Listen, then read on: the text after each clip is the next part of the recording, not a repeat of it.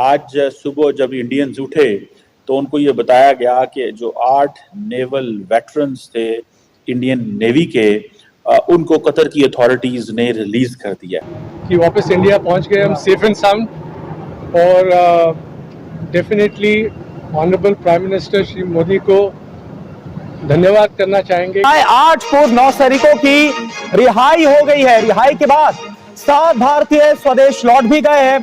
Qatar में सभी को सुनाई गई थी फांसी की सजा। मोदी जी हैं तो मुमकिन है, ये तो खैर पाकिस्तान में भी बहुत से लोग कहते हैं कि just before the elections prime minister Modi one a huge diplomatic success.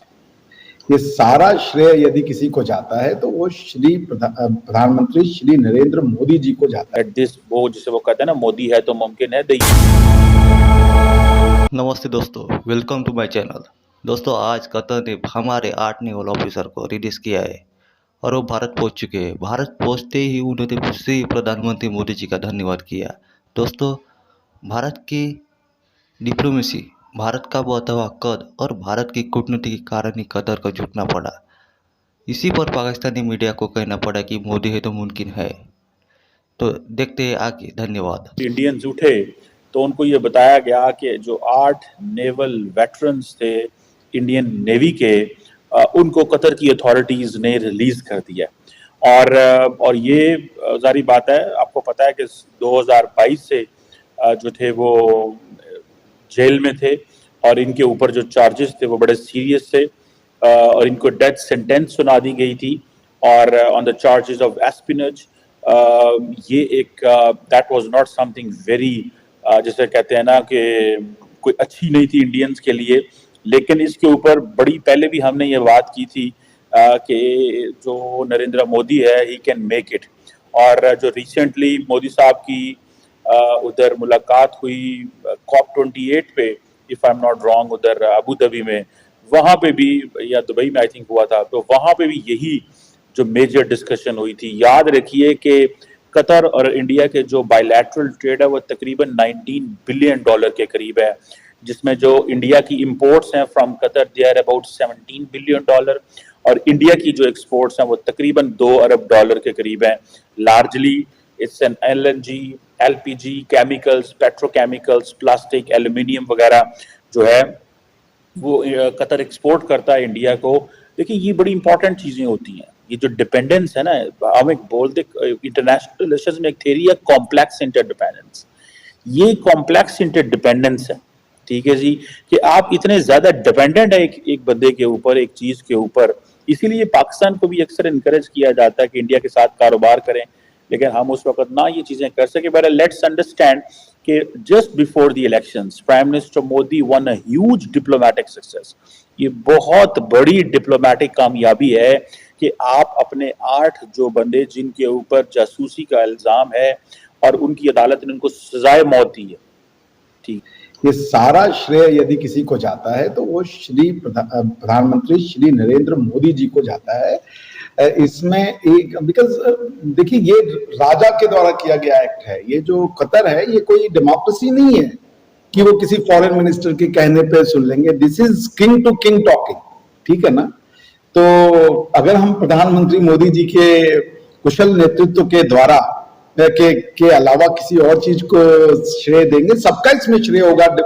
जो वहां के हमारे लॉयर्स रहे होंगे, जो कतर के लोकल लॉयर्स रहे होंगे, वहां पे इंडियन एम्बेसी रही होगी, काउंसलेट रहा होगा, सबका कंट्रीब्यूशन है। बट ये तो ऑर्डर मिल गया होगा कतर के जो अमीर हैं उनके द्वारा ना, कि भाई देखो अब ये तो चलो।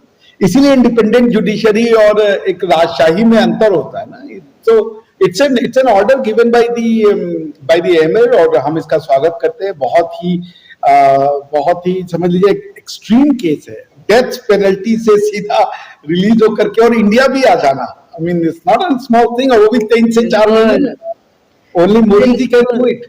जिसे कहते हैं मोदी कैसे पॉसिबल। बिल्कुल, मोदी जी हैं तो मुमकिन है, ये तो खैर पाकिस्तान में भी बहुत से लोग कहते हैं कि, लेकिन ये तो मोदी जी ने जैसे कहते हैं चमत्कार ही दिखा दिया कि एकदम आप समझे उनको डेथ पेनल्टी मिली थी और उधर से वो अब भारत भी पहुंच चुके हैं। आपके ख्याल से कैसे पॉसिबल हुआ ये सब? ये भाई, ये तो मोदी जी एक तो बताते नहीं है। The man spills very little beans. जब मोदी जी का 10-15 साल जो भी बचा है कार्यकाल जब खत्म होगा और वो अपनी मेमोर लिखेंगे, एंड आई होप कि कोई लिख रहा होगा, तो बहुत सी चीजें हमें जानने को मिलेंगी। और बट ये तो इसमें मैं श्रेय देना चाहूंगा तो आई गेस इटली की जो प्रधानमंत्री हैं जॉर्जिया मेलोनी जी, क्योंकि ये जो पूरा का पूरा डील हुआ था ये इटली के साथ हो रहा था, जो ये कंपनी थी दोहा की। दूसरा मैं मान ही नहीं सकता कि यूएई के जो एमिर होंगे या सऊदिया के जो एमबीएस साहब होंगे उनका कोई कंट्रीब्यूशन नहीं रहा होगा, तो क्रेडिट इन सबको भी उतना ही जाता है। बट मोदी जी ने कैसे किया, ये तो उनका गुडविल है भाई, उनका गुडविल बोलता है। और देखिए ये भी दिखाता है आरजू जी कि भारत के नेतृत्व में दुनिया तैयार है चलने को। Indian leadership has been accepted by the world, at least हमारे रीजन में जो भी पावर्स जो रिजेक्ट कर सकती थी, जिसको आपके यहाँ पे कहते हैं इंडियन हेजेमनी। आप इंडियन हेजेमनी और इंडियन लीडरशिप के बीच का डिफरेंस समझने के लिए आपको अरब और पाकिस्तानी बनना पड़ेगा। इंडियन लीडरशिप को पाकिस्तानी बोलता है ये भारतीय हेजेमनी है, मनमानी है, और इंडियन लीडरशिप को अरबी बोलता है कि ये इंडियन लीडरशिप है या ये इंडियन डिसीजन मेकिंग है जिसमें हम साथ में चलना चाहते हैं। So this is what it is. Indian leadership के लिए वेस्ट एशिया और या एशियन रीजन तैयार है। अभी कुछ दिन पहले अमेरिका के जो इंडिया में एम्बेसडर हैं ग्रासिटी साहब, उन्होंने भी कहा था कि जो as far as Quad is concern, India is at the driving seat. America बगल की सीट पे बैठ करके हेल्प कर रहा है कि भाई ड्राइविंग ठीक ही चल रही है, और नेविगेशन दे रहा है जापान, और ऑस्ट्रेलिया जो है वो बीच में चिप्स सप्लाई कर रहा है कि लोग खाते पीते रहे। So this was his analogy. तो प्रधानमंत्री मोदी की लीडरशिप में जो काम शायद 10, 15, 20, 25 साल बाद होता, उसको अभी लाके रख दिया। और जिसे हम कहते हैं कि ही इज लिटरली युग पुरुष, जो भी कहा जाए अभी कहा जाए कम है। सोचिए उन 7 परिवारों के बारे में उनके ऊपर क्या गुजर रही होगी कि डेथ पेनल्टी अरब ने दे दिया। भैया अरबों ने अगर डेथ पेनल्टी दे दी तो एंड ऑफ द मैटर हो जाता है। वहां आई के लिए, गद्दारी के लिए, वो भी Qatar, of all the countries it was Qatar, जिससे कि इंडिया के संबंध अच्छे नहीं थे। और इंडिया ने इजराइल के मुद्दे पे एक भी जो कह लीजिए टच से मस नहीं किया अपने आप को। So again all credit goes to the प्रधानमंत्री Modi for his demeanor, personality, knowledge, leadership. He is not just the Prime Minister of India, he is President of the world now. लेकिन सर कतर से इतनी बड़ी गलती कैसे हो गई? कैसे लोग जो इनोसेंट है उनको उन्होंने पकड़ लिया, उसके बाद उनको डेथ पेनल्टी तक दे दी, और उसके बाद आगे जाकर पहले वो खत्म की और फिर उनको रिहा कर दिया। मतलब कतर के ऊपर भी कई सवाल नहीं उठते कि उन्होंने कैसे गलत सजा दी उन लोगों को? देखिए अब ये जुडिशियल